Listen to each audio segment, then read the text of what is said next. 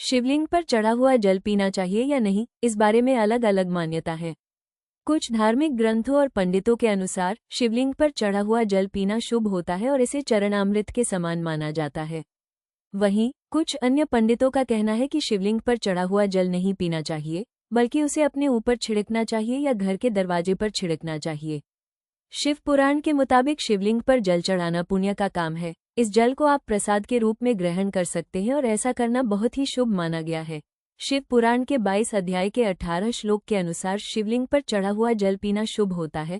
शिवलिंग का जल पीने से आपको सभी रोगों से मुक्ति मिलती है, मानसिक रूप से सुकून भी मिलता है और तनाव भी दूर होता है।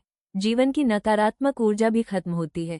इस बात का ख्याल रखना जरूरी है कि आप शिवलिंग पर चढ़ाए गए जल को जब पिए तो वो किसी के पैरों पर न गिरे, मतलब कि आपका चढ़ाया हुआ जल आपके पैरों पर न गिरे। इस बात का भी ध्यान रखना जरूरी है कि शिवलिंग पर चढ़ाया जल पीते समय शिवलिंग को स्पर्श न करें।